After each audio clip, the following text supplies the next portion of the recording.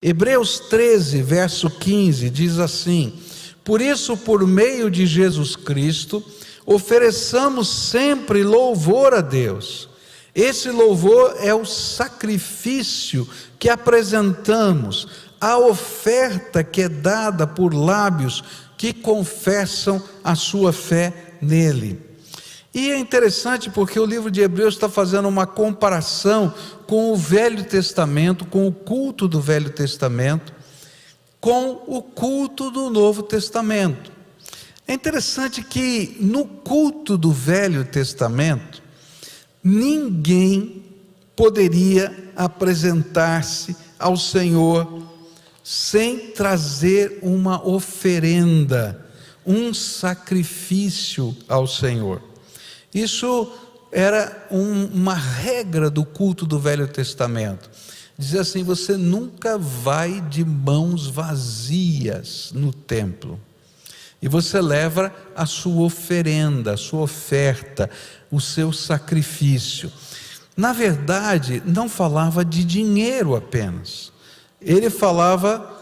Eu esqueci de desligar meu telefone aqui, tá? Ele falava do sacrifício dos animais, ou do sacrifício dos alimentos, né? Então havia uma oferta chamada oferta de libação, que era você pegar, derramar o azeite, derramar o vinho sobre o altar. Existia a oferta de cereais, a oferta de farinha, não é? Você vai encontrar tudo isso no Velho Testamento. Havia o animalzinho que seria colocado no altar para ser queimado completamente, e essa era a oferta pelo pecado. Havia também a oferta de gratidão e louvor, onde você fazia um churrasco no pátio do templo junto com a sua família. Um pedaço desse animal era doado para os sacerdotes e levitas, e outro pedaço era comido pela família em expressão de louvor. Mas nunca ninguém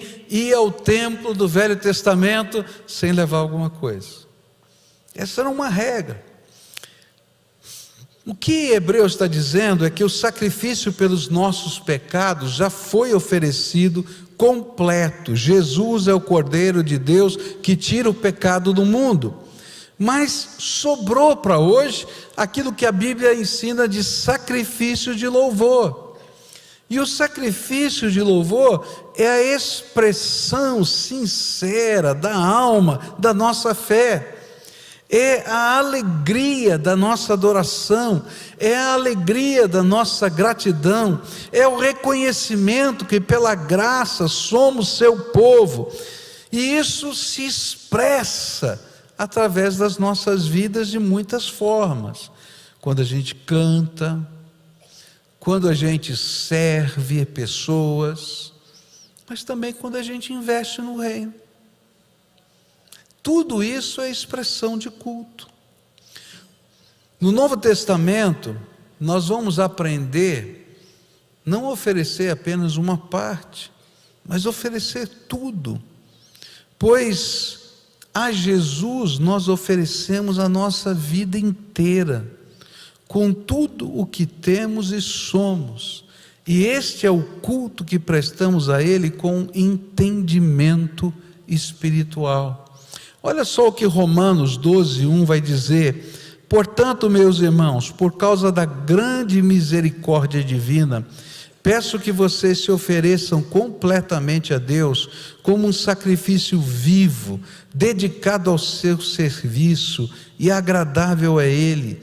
Esta é a verdadeira adoração que vocês devem oferecer a Deus. É quando eu entendo que Ele é dono de tudo, e a minha vida é uma expressão de louvor. Se a minha vida é uma expressão de louvor, então o dar não é pesado. Eu não sei se você já leu um livrinho, não é? Um best-seller muito antigo chamado O Contrabandista de Deus. Alguém já leu esse livro? É muito interessante a história desse livro. Recomendo para quem não leu ainda. Contrabandista de Deus conta a história durante a cortina de ferro, não é? Do leste europeu. Era proibido adorar a Deus, era proibido ter Bíblias. E nasceu uma ação missionária de levar Bíblias para aquele povo. E essas Bíblias, como elas eram proibidas, elas eram contrabandeadas, né? Com risco de vida das pessoas. E é interessante que esse ministério começa na Holanda, e esse homem que vai começar o ministério, eu não lembro agora o nome dele, isso, o irmão André, mas Reinbard, alguma coisa assim, né? Eu não lembro o sobrenome dele. Então o irmão André está lá na casa dele na Holanda, e de repente chega um homem e começa um ministério assim, de uma maneira sobrenatural. Chega um homem e diz assim: olha, Deus morava numa cidade diferente da dele. Aí ele ia todo fim de semana para a cidade dele e dizia assim: olha, Deus me mandou aqui porque você precisa aprender a dirigir um carro. E olha, logo depois da Segunda Guerra Mundial, ter um carro na Europa era alguma coisa fora do normal. E aquele homem ia lá e dizia: André, Deus me mandou aqui porque você precisa aprender a dirigir um carro. E aí pegava o carro dele e ensinava o André a dirigir. Isso acontecia todo fim de semana, até que um dia aquele homem disse assim: Deus me mandou dar o meu carro para você. Eu não sei porquê, mas Deus me mandou dar o meu carro para você. E aquele homem que vinha todos os fins de semana daquela outra cidade a essa cidade, pelo mover de Deus, entregou o carro para André. E aquele foi o primeiro carro contrabandista de Deus, que no fundo falso que ele fez levava as Bíblias para o outro lado da cortina de ferro. Eu acho tremendo, porque quando a gente entende os valores do reino, dar é motivo de alegria. É interessante que Deus não pediu para aquele homem fazer o contrabando, talvez porque ele não tivesse os dons necessários para isso, talvez ele fosse mais velho, e talvez não tivesse a força, a disposição necessária, mas aquele homem tinha o que Deus precisava, a fidelidade. Está entendendo? Quando eu entendo que Deus é dono de tudo e a minha vida pertence a Ele, isso faz parte. E passa a ser alegria, porque eu sou cooperador no reino de Deus. E é isso que a Bíblia vai ensinar para a gente. A Bíblia vai nos ensinar também que contribuir ou dar, ele é expressão da encarnação do discipulado que nós estamos vivendo na presença de Deus. Mateus 16, verso 24, vai dizer assim: e então disse Jesus aos seus discípulos: se alguém quer vir após mim, a si mesmo se negue, tome a sua cruz e siga-me. Ser discípulo de Jesus envolve uma ética especial, na qual abrimos mão do que nos parece ser nosso direito pessoal, para compreender que Deus é dono de todas as coisas e que tudo é direito dele como Criador e Senhor da criação. Jesus vai dizer: olha, você quer me seguir? Negue-se a si mesmo, tome a sua cruz e siga-me. O que significa isso? Quer dizer assim: olha, você agora não é dono de você mesmo. Quem manda na tua vida sou eu. E quando eu aprendo a viver essa expressão do dar, eu estou dizendo, inclusive na minha área financeira, eu vou abrir mão dos meus aparentes direitos. É profundo demais. Dar é a expressão do ser e não do fazer. A Bíblia vai dizer para a gente que nós nos tornamos ministros de Deus nessa terra. Todos nós somos ministros de Deus, servos do Senhor Jesus Cristo nessa terra. Você entende que você é servo do Senhor Jesus Cristo nessa terra? Você entende assim? Quem entende assim? Levanta a mão, quero ver. Aleluia, você é. Se você nasceu de novo em Cristo Jesus, você é servo do Senhor Jesus Cristo na terra. Mas é interessante que a Bíblia vai usar uma palavrinha para explicar que tipo de servo do Senhor nós somos. A Bíblia vai dizer que nós somos dispenseiros dos mistérios de Deus. Esse dispenseiro era o servo dentro da casa que tinha a chave da despensa. Ele era um servo, muitas vezes um escravo da casa, mas era o escravo que tinha o direito de abrir a despensa e repartir as coisas do seu senhor, tá? Até com os filhos dele, ele que fazia essa divisão. Ele tinha o direito de assinar promissórias e de comprar coisas em nome do seu senhor. Ele tinha direito de vender coisas do seu senhor, especialmente nas fazendas, porque ele era o dispenseiro. A Bíblia está dizendo que você e eu somos dispenseiros de Deus nessa terra. E isso tem um sentido muito amplo. Deus deu a chave da despensa da salvação nas nossas mãos. E quando a gente proclama o Evangelho, a gente está pegando os mistérios de Deus e repartindo com as pessoas. A Bíblia diz que deu a chave para a gente conectar o céu na terra. Por isso ele vai dizer: aquilo que ligares na terra vai ser ligado no céu, aquilo que você tiver desligado na terra vai ser desligado no céu. A Bíblia diz que a sala do trono, a chave da porta, que é de Jesus, foi colocada nas nossas mãos. Ele vai dizer: olha, podem entrar com ousadia na sala do trono, porque você tem um sumo sacerdote que intercede por nós, Jesus Cristo. A Bíblia vai dizer para a gente que a gente tem a chave.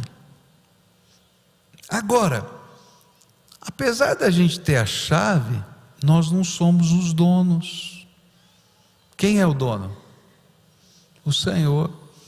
A despensa é dele, os mistérios são deles, a glória é dele, o poder é dele. E o que a Bíblia está ensinando é que essa despensa envolve até aquilo que você tem no seu bolso, para o reino dele. É uma coisa muito grande. E agora a Bíblia vai ensinar para a gente o que ele requer dos seus dispenseiros. Olha só o que a Bíblia diz, 1 Coríntios 4, versículos 1 e 2. Que os homens nos considerem, pois, como ministros de Cristo e dispenseiros dos mistérios de Deus. Ora, além disso, o que se requer nos dispenseiros é que cada um seja encontrado fiel. Que cada um seja encontrado fiel. Essa fidelidade é muito mais ampla do que contribuição financeira. Está entendendo o que eu estou falando? Deus te deu a chave da despensa. E Ele está dizendo: abre a porta e distribui segundo a minha vontade, para abençoar pessoas. A oração, a pregação do Evangelho, o serviço cristão, as mãos que abençoam. Não é? Ontem, pela manhã e à tarde, tinha um grupo da nossa igreja ajudando a terminar uma casa para um irmão nosso aqui. Isso é ser dispenseiro. Você está entendendo? Vai lá trabalhar voluntariamente, chovendo, chuviscando, mas eu estou lá para a glória de Deus. E sabe, isso não é expressão de canseira, tem que ir lá hoje. É expressão de alegria, porque eu sou dispenseiro. Quando você traz os alimentos aqui, não pode ser expressão da obrigação. Aí tem que levar comida para a igreja. Tem que ser expressão da alegria. Você colocou aqui um pouco de, sei lá o quê, arroz, feijão, açúcar, café. Eu estou pensando assim, esse café que estava na minha casa vai abençoar alguém. E eu estou aqui como abri a dispensa. Você abriu a dispensa da sua casa, mas eu abri a dispensa do Senhor. Você está entendendo? E eu venho aqui e faço isso com alegria no coração. A mesma coisa são os dízimos e as ofertas, expressão da nossa alegria em sermos dispenseiros. A gente não entende a posição que Jesus colocou a gente. A chave da dispensa do reino está nas minhas mãos e nas tuas mãos. E isso envolve tantas coisas. Mas isso envolve também os recursos financeiros do reino. E se Deus chegasse para você e dissesse hoje, como disse para aquele senhor que deu o carro para o irmão André: hoje você vai entregar o seu carro para o Senhor. É louco, não pode, acabei de comprar. Eu acho muito bonito, porque um dia Jesus estava entrando na cidade de Jerusalém. Você lembra dessa história? E ele disse para os seus discípulos, 2 dos seus discípulos: vocês vão entrar na cidade e vocês vão ver um burrinho 0 quilômetro, porque o burrinho nunca tinha sido montado. Era um burrinho 0 quilômetro. Gente, o burrinho 0 quilômetro era um carro 0 quilômetro naquele tempo. E vocês vão desamarrar o burrinho e vão trazer para mim. E se alguém perguntar para você alguma coisa, você vai dizer: o mestre precisa do seu burrinho, precisa dele. Você imaginou alguém chegar na tua casa, abrir a porta da garagem, dar a partida no motor do seu carro, não é? E começar a sair com eles: o que está fazendo aí? E aí dissesse assim: Jesus precisa do seu carro. Acho que você chamava a polícia e eu também. Não é verdade? Mas olha que coisa tremenda que está acontecendo ali. Vão lá os discípulos, desamarram o burrinho, começam a vir com ele. O dono vai lá e pergunta: escuta, o que é que você está fazendo com o meu burrinho? Jesus precisa do seu burrinho. Queridos, nós somos os dispenseiros do reino de Deus. E a gente vai entender que nós somos servos dele. E a nossa vida é para a glória dele. Não somente na questão financeira. Se fosse só isso, a gente seria fariseu. Mas a gente entende que o Senhor é o dono da nossa vida. E nós somos discípulos dele. E a gente está vivendo para a glória dele.